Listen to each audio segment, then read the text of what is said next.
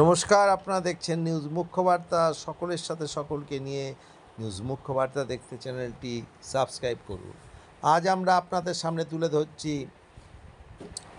কাকসা ব্লকের বিদবিহার গ্রাম পঞ্চায়েত এলাকার চিন্তামণি কালী মন্দিরের কথা।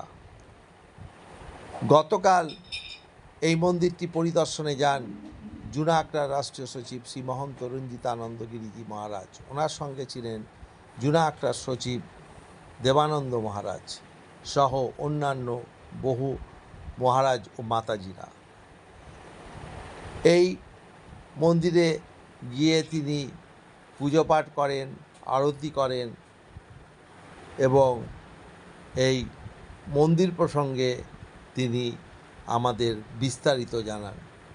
এই মন্দির সম্বন্ধে তিনি কি জানালেন তা আমরা তুলে ধরছি।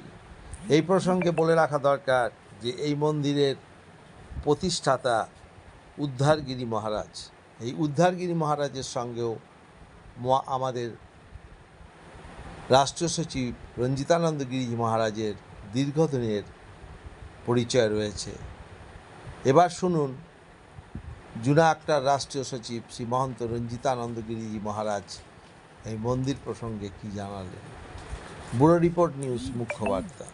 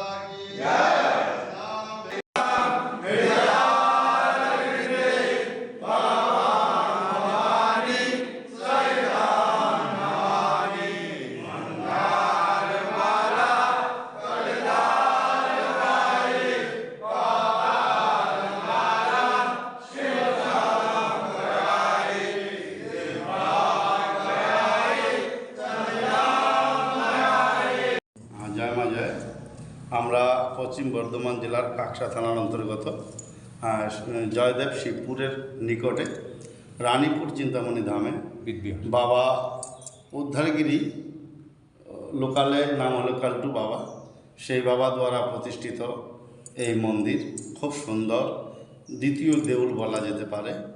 আর এই এলাকার মানুষ খুব এই দেবস্থানকে মানে। বহুদিন ব্যাপী এই কালটু বাবা, যখন কালটু নাম ছিল, উদ্ধারগিরি হয়নি, তখন থেকেই কামাখ্যায় আমার কাছে যাওয়া আসা করতেন, আমাদের দিনাদার সঙ্গে যাওয়া আসা করতেন।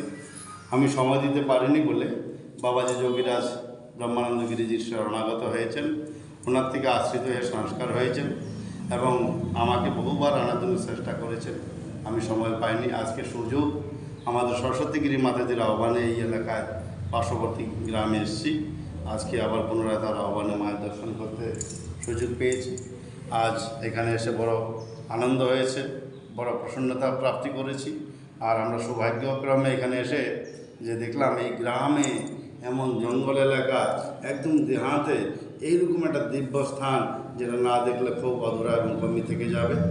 বাবাজি নিজের সাধ্য ক্ষমতা শক্তি সাধনা দ্বারা এলাকাবাসীর সহযোগিতা নিয়ে, সমস্ত রকম জাতি ধর্ম নির্বিশেষে সবার সহযোগিতা নিয়ে, জাতি ধর্ম বর্ণ পলিটিক্যাল বিচার নির্বিশেষে, এবং এলাকায় যায় সমস্ত বিভিন্ন ঘাটের সহযোগিতায়, ঘাটের যে কর্তা ব্যক্তিরা তাদের সহযোগিতায় কাঠের যে গাড়ির ট্রাকটা তাদের সহযোগিতায় এই মন্দিরকে এই স্থান অবধি পৌঁছিয়েছেন। আগামী দিনে আরও বৃহৎ রূপে উনি দেওয়ার জন্য অবিরল চেষ্টা করে যাচ্ছেন। আমরা মায়ের কাছে প্রার্থনা করি যেন উনি ওনার এই মনস্কাম সিদ্ধ এবং সফল হতে পারেন, ওনার কর্মে উনি এগিয়ে চলতে পারেন, উনি যেন সত্য এবং সফলতা লাভ করে সিদ্ধি লাভ করতে পারেন, ওনার কার্য সিদ্ধি হয়ে ওনার মনস্কামনা যেন পূর্ণ হয়, ওনার লক্ষ্যে যেন উনি পৌঁছাতে পারেন, সেই জন্য ওনাকে আশীর্বাদ সহ শুভেচ্ছা শুভকামনা দিচ্ছি। এই মন্দিরটি অনেক বৃহৎ আকারে বানিয়েছে, উপরে গম্বুজ রয়েছে, তার সহ এই মন্দিরের নিচে আন্ডারগ্রাউন্ড ইয়ানি গুফা আছে ধ্যান করার জন্য, জপ করার জন্য। উনি সময় সময় এখানে সাধনা করেন। পূর্বে উনি গৃহস্থ আশ্রমে ছিলেন, গৃহী ছিলেন।